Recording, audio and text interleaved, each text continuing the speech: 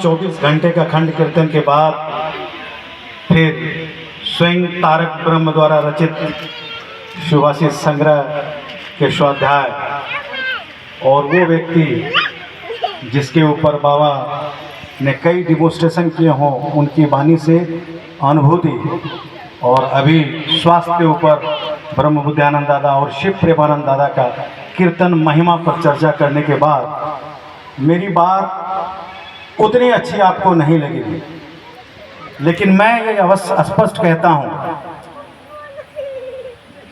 ए खुदा यदि तू बकस दे तो क्या वजू रोजा और नमाज। अगर भगवान मान जाए तो फिर सब बेड़ा पार हो जाएगा। और दूसरी बात, खुद परस्ती को खुदा परस्ती में मिला दो, हस्ती मिटा दो और मस्ती पालो। जब तक मैं का अहंकार की छतरी हमारे सर पर है, हम उनकी कृपा वर्षा से भींग नहीं सकते। किसी शायर ने कहा है, सलामत रहे तेरी जज्बे मोहब्बत, तुझे रुख से पर्दा हटाना पड़ेगा, झुका दूंगा बेसर खुदी का जहां, वहीं तुझे मक्का बनाना पड़ेगा। इन तीनों जो उर्दू के लफ्ज थे, इसका एक ही मतलब है जो हमारे पहले वक्ताओं ने प्रयास किया, आपके अंतर आत्मा को झकझोरने का, आत्मसमर्पण।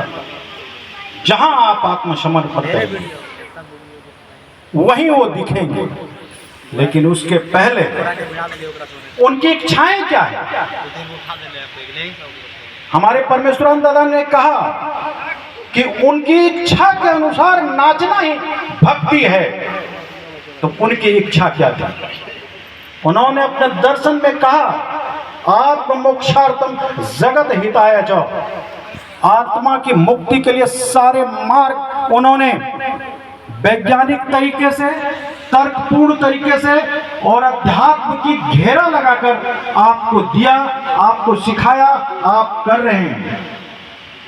और उन्होंने गारंटी दिया आपको चरम निर्देश में कि जो दोनों समय नियमित रूप से साधना करेंगे, परम पुरुष की भावना उनके मन में अवश्य ही जगेगी और निश्चित रूप से उसकी मुक्ति होगी। पहला कोई तारक ब्रह्म जो अपने भक्तों की मुक्ति की गारंटी करता हो। लेकिन ध्यान रहे, उन्होंने और कहा है, आप मोक्षार्थम जगत हिताय जो, जगत के हित के लिए आप क्या कर रहे हैं।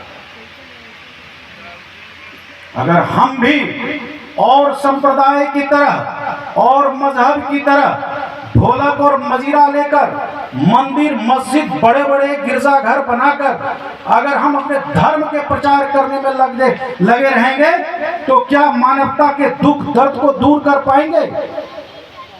आज पूरी मानवता जहां विज्ञान एक चरम सीमा पर पहुंचकर एक ग्रह से दूसरे ग्रह पर जा रही है, वहां पेट भर भोजन के लिए सुबह 8 बजे से लेकर रात्रि 10 बजे तक, 11 बजे तक भाग रहा है, दौड़ रहा है। ऐसी व्यवस्था, क्या उस व्यवस्था के प्रति हमें जागरूक नहीं होना चाहिए? क्या हमारा जीवन जो गुरु ने मुझे दिया, आप मोक्षार्थम के साथ जगत कल्याण के लिए, और उन्होंने जो एक महत्वपूर्ण बात उन्होंने कहा, एक तो पहली बात, आनंद मूर्ति जी ऐसे गुरु हैं जिन्होंने पहली बार कहा कि जो भी प्राकृतिक संसाधन है उसका मालिक परम पुरुष है और हम सब उसका सदुपयोग करके मानवता के प्रत्येक कष्ट को दूर करें। ये उनका संदेश है और यही लाइन आनंद मार्ग का विरोध का कारण बना और गुरुदेव ने कितनी यातनाएं सही, वो सब आपके सामने जानकारी में है।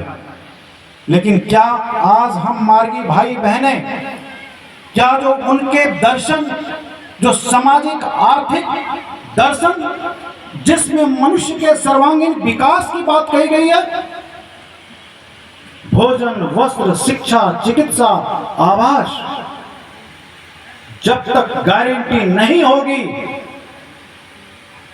वह श्लोक तब तक हमारे मानस पटल से नहीं मिटेगा। भूखे पेट भजन नहीं भाता, ले लो अपनी कंठी माला।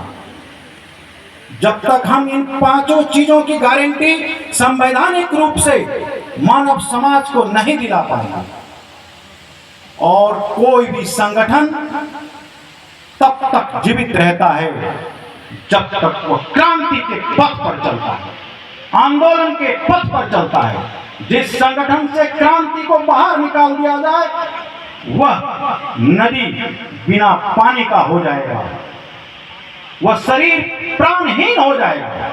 इसलिए आज अगर आनंद मार्ग संस्था को बचाना होगा तो हमें क्रांति के पथ पर जाना होगा, क्योंकि उनका पहला लाइन है आनंद मार्ग एक रिवॉल्यूशन है, एक क्रांति है। क्रांति का मतलब खून खराबा नहीं, रोड पर बस जलाना नहीं, हम किसी के पार्टी के ऑफिस को जलाना क्रांति नहीं कहते। क्रांति का मतलब होता है वैचारिक क्रांति, आमूलचूल परिवर्तन। आमूलचूल परिवर्तन का मतलब है कि समाज में जिस व्यवस्था ने आज पापाचार, भ्रष्टाचार, आताताई चरम सीमा पर है, उसे बेदखल करना होगा। और हमने किया था। जिस वक्त प्राउद बाबा ने 1959 में दिया और इमरजेंसी के पहले इसका प्रचार प्रसार शुरू हुआ, पूरे विश्व की सरकार थर्राई। आक्रमण आनंद मार्ग के ऊपर अवश्य हुआ, लेकिन आनंद मार्ग तेजी से बढ़ा और साथ ही साथ हम सत्ता में परिवर्तन लाया। जिस सरकार ने भारत को इमरजेंसी दिया, हमारे गुरु को जेल में बंद किया, उसे भारत मुक्त करा दिया। लेकिन क्या आज जो सत्ता पर काबिज है, क्या वो प्राउड की स्थापना करेगा? जो एक मजहब की आवाज के साथ, एक जाति भेद के साथ आगे बढ़ रहा है, हमें उसे तोड़ना होगा। और हमें मानवता के लिए यह संदेश है कि 3 प्रकार की शक्तियां होती है: राजनीतिक शक्ति, आर्थिक शक्ति और सांस्कृतिक शक्ति।